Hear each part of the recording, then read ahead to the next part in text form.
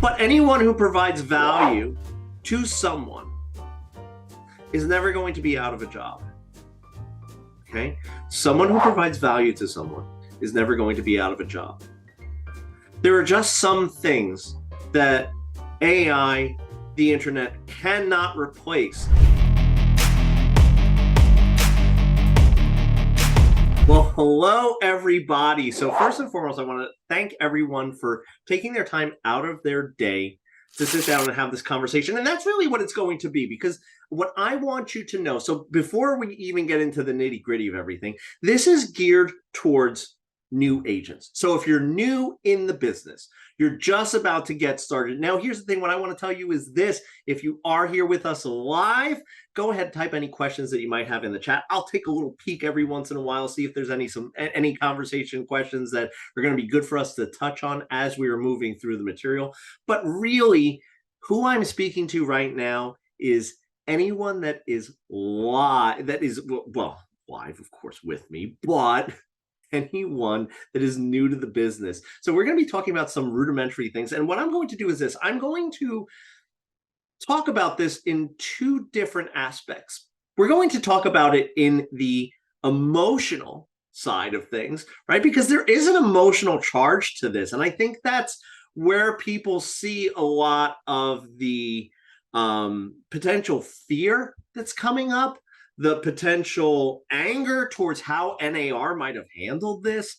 So I think that we're going to be talking about the emotional side of it. And the other thing that we have to talk about for new agents is being objective. How much is this really going to impact the business, how I do business, and whether or not I'm going to be successful or not? So what I'm going to start with first and foremost is the emotional side of this. And I think that's something that we've all seen on social media. So what I want you to do right now is this.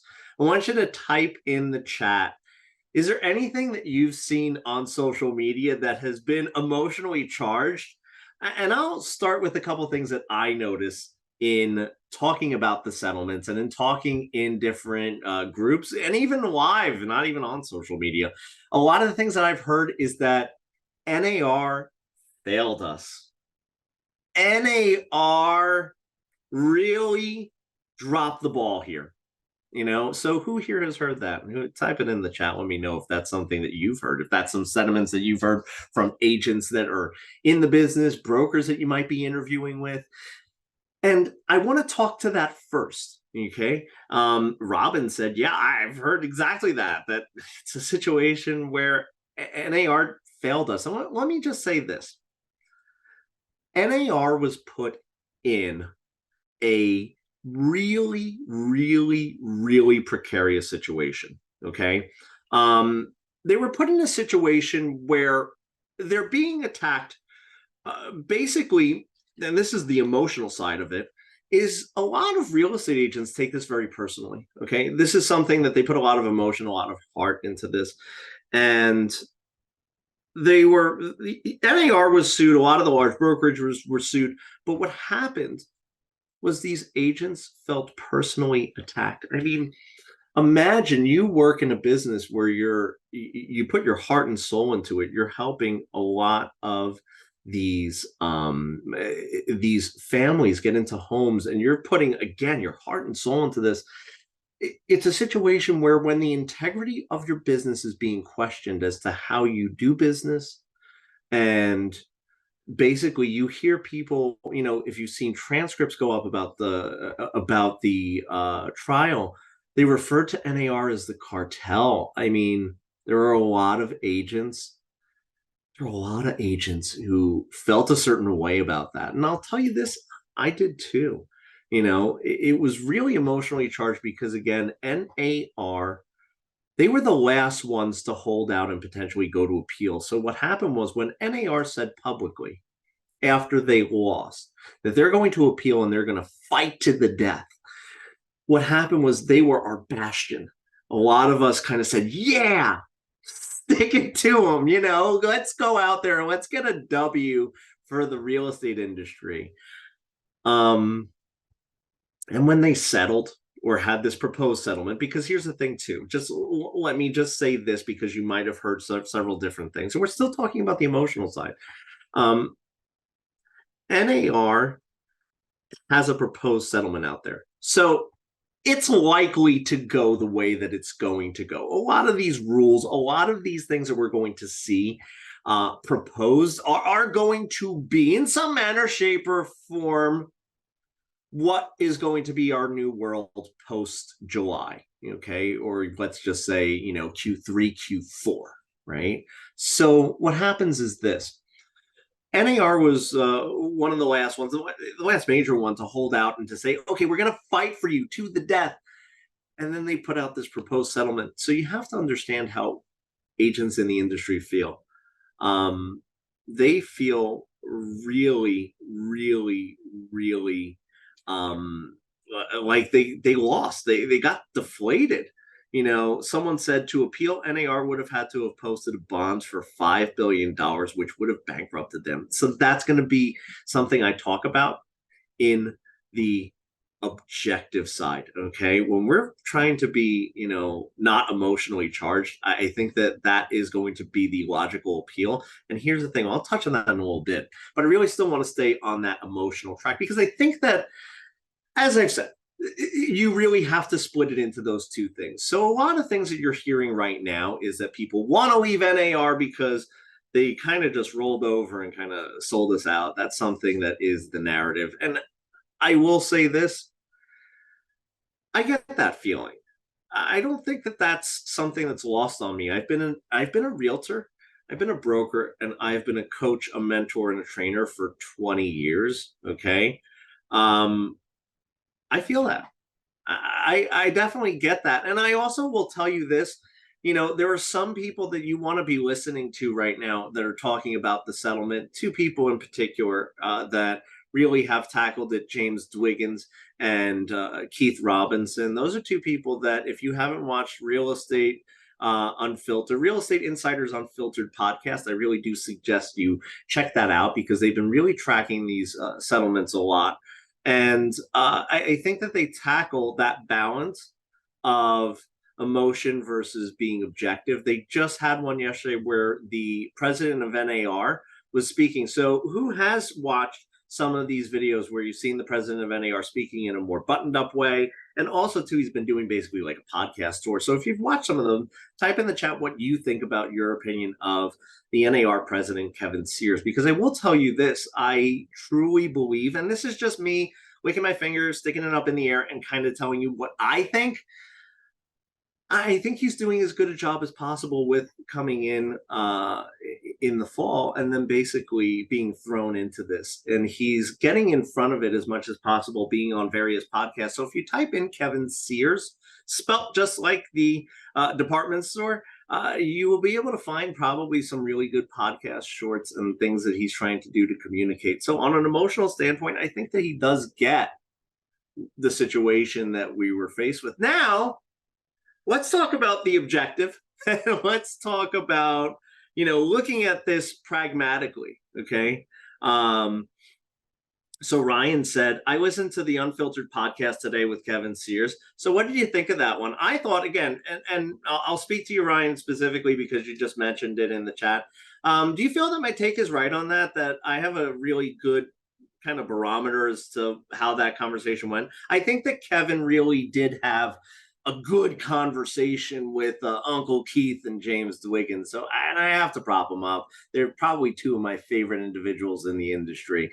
So I have a lot of love for them because I think they really tell it like it is. So again, that's my opinion. But like I said, Ryan, why don't you tell me what you thought your opinion was on that and how they handled it? Because I think Kevin is doing a great job balancing that emotional and objective side. So let's talk a little bit about the objective side, because I do want to shift. Because I think that when we're talking about the emotional side, if we could separate it, and I think that's why it's important, especially for new agents, because again, you're hearing a lot of this stuff, but what you're trying to do is decide, hey, is this a good time to get into the business? Is this, is my, goals going to have to drastically change? So the short answer that I have for you is this. I think new agents coming into the industry are uniquely equipped to handle this change much better, because guess what? For you, it's not a change. You're just going to learn the new way of doing business, and it's going to be amazing. So now there might be 2 or 3 months where they're in a little bit of turmoil, and you might be listening at office meetings or in different social media groups. You might be hearing a lot of noise that is coming from that emotional primal side of things, of like that NAR failed us. But let me talk a little objectively and pragmatically, okay? NAR was faced with the situation, and Nikki said it the best. If NAR were to appeal, okay, if they were to appeal, there's 2 things that would have happened that people don't realize. Because the judgment was so large, they would have had to have posted a bond of upwards of $5 billion. Yeah, I mean, I don't have the exact numbers, and I think that's irrelevant. I think what is more relevant is what would have happened if they posted the bond. Let's say they wanted to go down that road. They wanted to contemplate this, fight the good fight, and try to find an avenue where they could win. It's a situation where, number one, NAR would have been bankrupt. Okay? NAR wouldn't have been able to do business. And then what happens is this. There would have been a situation where all of the other brokers who are fighting copycat lawsuits, okay, they are going to be in situations where they would have been left vulnerable, okay?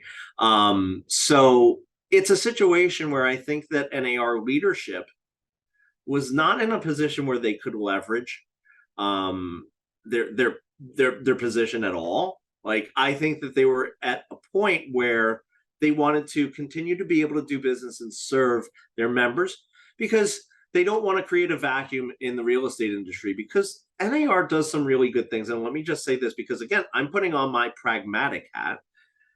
NAR, whether you like them, love them, hate them, here's the truth. They do lobby, and they do a lot for the industry and the market consumer and real estate professional. So it's a situation where I think that there's more good than negative when it comes to NAR. So do I believe that they have been perfect? That their batting average is something that I would say is exemplary? No.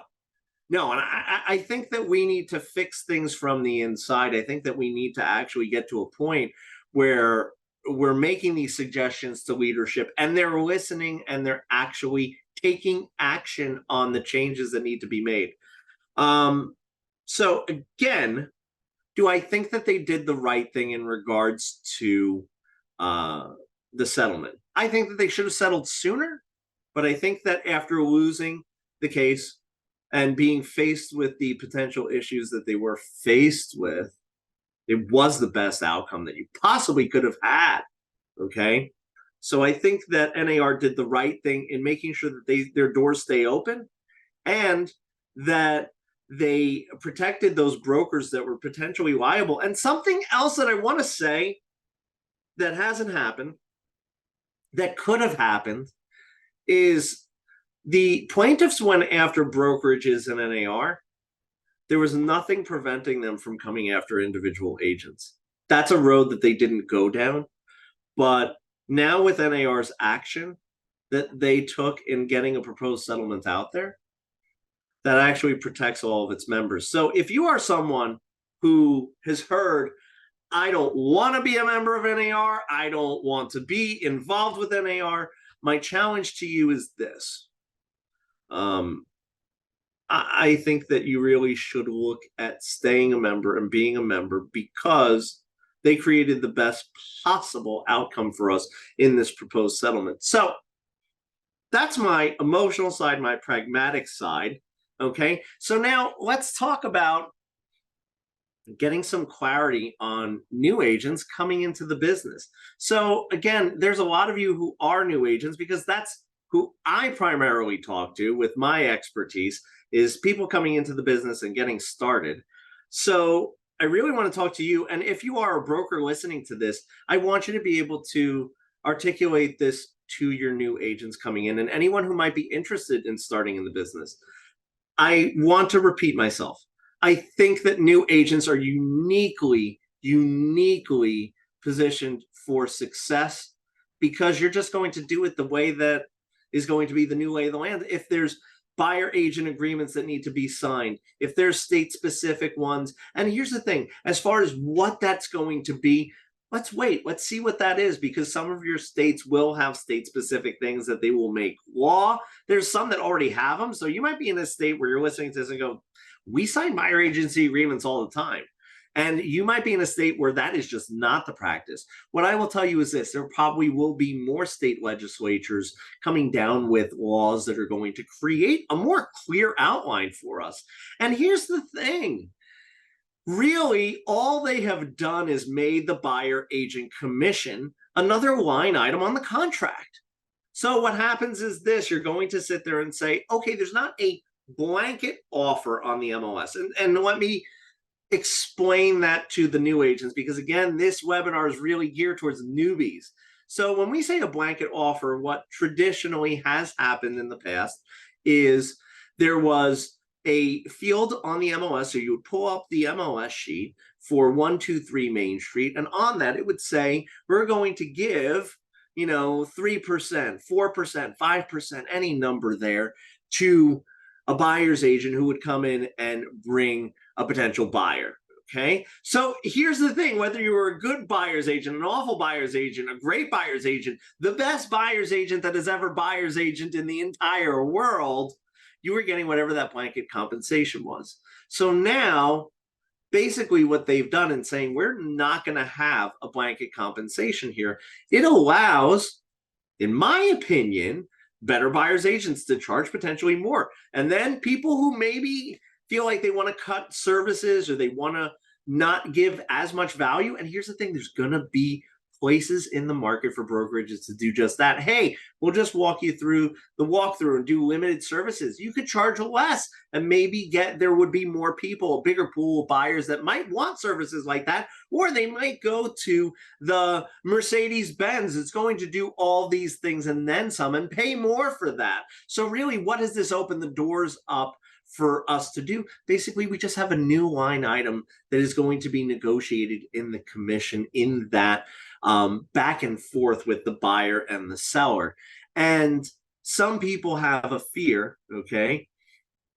Some people have a fear of, is this going to eliminate buyer's agents?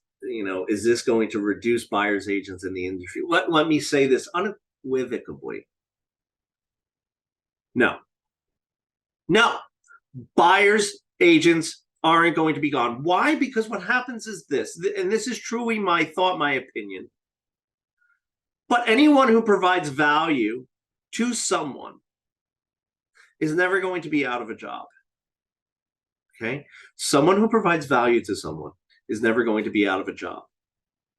There are just some things that AI, the internet, cannot replace. I'm going to take you back to a time that you don't know about. Some of you, if you're an experienced agent and you're watching this, you might remember this, but I got into the industry when they shifted from the binder, right? All of our MLS was actually a thick binder that came out every week that you had to manually update. And they went to an internet-based one. And here was what people were saying. I'll never forget this. They were saying, the internet is going to ruin us. No one's going to come into the offices anymore. We're going to be at a point where real estate agents are going to be relegated to basically glorified door openers, and it's going to be awful. We are not going to be worth anything. And it's a situation where the real estate agent doesn't have the power now to basically be the gatekeeper. Okay. So it's a situation where that was a change in the real estate industry. And I'm going to tell you what happened. You probably know because you're sitting here right now. The internet made real estate agents a lot more money, I would argue. A lot more. Okay. So it was a situation where it created new business models. And I think that doing this is going to create the same thing. You're going to have to change what you're doing, but you're not going to have nothing to do. You're going to have something that is different. Okay. Reese said, just like Y2K was going to create chaos, I'm going to tell you a quick story about me and Y2K since you mentioned it, Reese. Okay. And also, too, if you're live with me, feel free to type in the chat any kind of questions, concerns, burning desires that you have while I tell you my funny Y2K story. So it was the year 2000. Okay. So everyone was freaked out that as soon as things went to 2000, that the computers were going to break. We were going to have chaos and rapture, and Cthulhu was going to come up from the seafloor. Okay, it was going to be all get out was going to break out. Now, I was at someone's house, and I have never screamed so bad in my entire life. This is what one of the people did. It was going down, it was doing the countdown, and someone went over to the power box and they flipped the switch for the whole house. So as soon as it went to 0, we all screamed because we thought, that's it. This is rapture. Cthulhu's coming. The aliens are coming. We're done. This is it. It's starting now. So that's my funny Y2K story. So yeah, I mean, if you look at that as an example of when the fear of the unknown plays to our emotional side. And that's why I did break this down into the emotional and the pragmatic. And I think a lot of the conversations that I have been having, I really try to do that because I think that there's, so listen to me, and I just kind of want to reiterate this, right? I think there is a lot of justification, validation, and things that you have to feel comfortable with. You can be upset with NAR. I think that you can be upset that the industry is changing because change is change. It still is a challenge, okay? Whether you're willing to embrace it or more optimistic about it or not, it's still a change. So it's something that when you look around your real estate office and you look around on social media, you know, I think it's super important for you to look at the different avenues for change, the different avenues that you're going to be going through as far as what others are going to be experiencing. And here's the thing, their emotional, what they're feeling is just as valid as what you would be feeling. So I think that that's something that first you have to be comfortable with. And I think that that's where we're not comfortable right now, is that a lot of people have a visceral emotional feeling, and that turns into fear. That turns into something that we can't work with. We can't move forward with.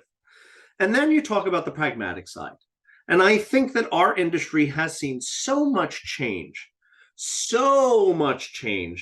over the course of 20, 30 years that, I mean, look, listen, even more than that, whether it be a market condition, whether it be a practice, whether it be something that we're really trying to adapt to and move forward with, I think that our industry is changing, and we haven't seen a big seismic shift like this in a long time.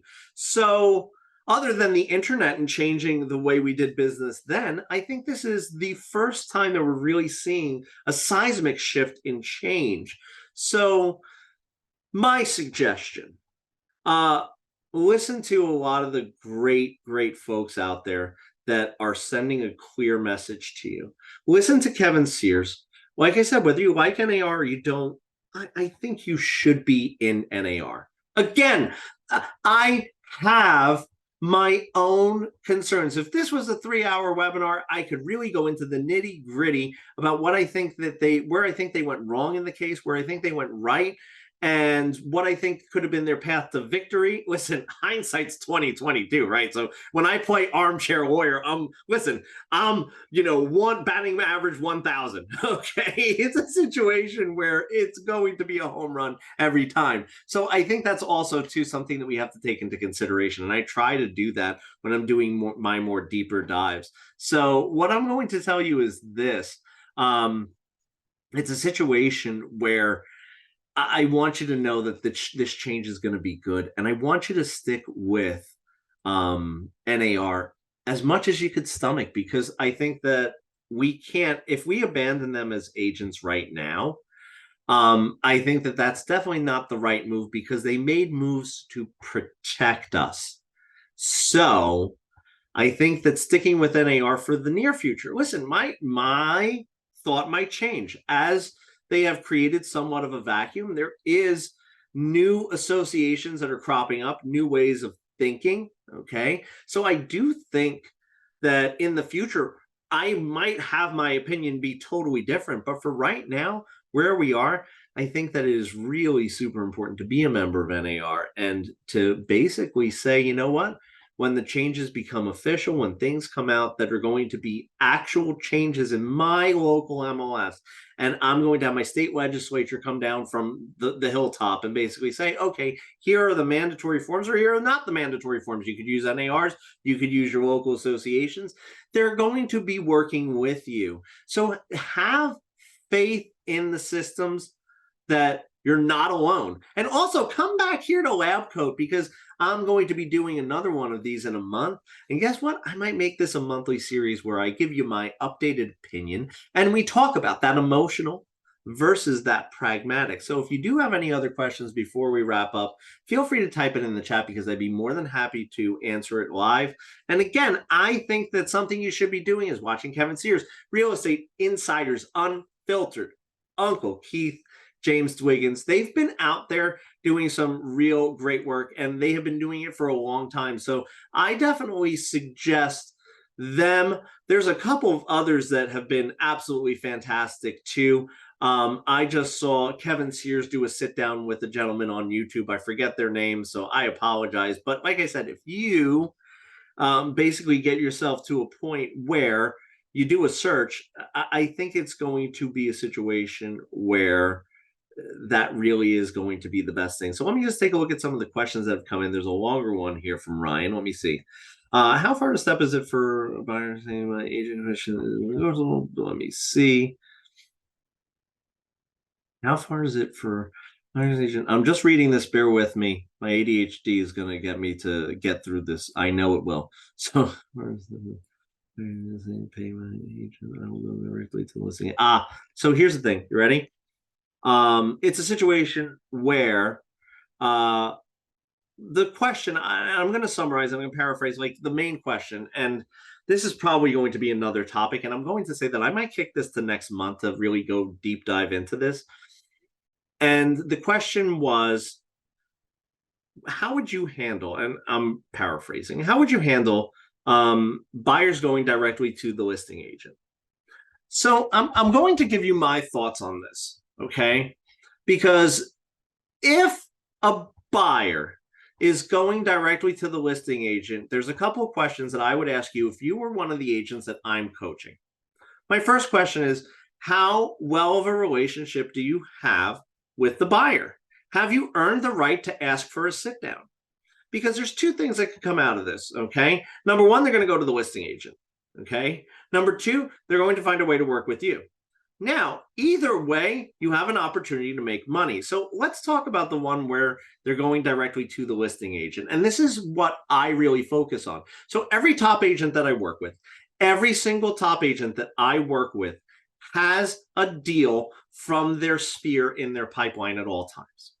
So for me, here's what's more important: my sphere, referrals, than that immediate sale. So I always wonder, hey, I know this buyer's probably looking to save money, just like sellers are looking to go for sale by owner and save money. I get that. Okay. So for me, that's not something that I look at as a negative. I look at, how can I help them? So I say to the buyer, hey, let's sit down and let's talk about some things that you should know if you are going to go to the listing agent, because I understand that you're looking to save money and there might not be a path for us to work together one-on-one, but here are some things that you need to know so that you can make the best possible deal for yourself if you are going to go it alone, if you are going to do this without me because of the financial restraints. And I get that. I don't think anyone would sit here and say, you know, look, why do I shop at Walmart? I don't shop at Walmart because they have the highest quality things. I shop at Walmart because they have the biggest selection at the lowest prices.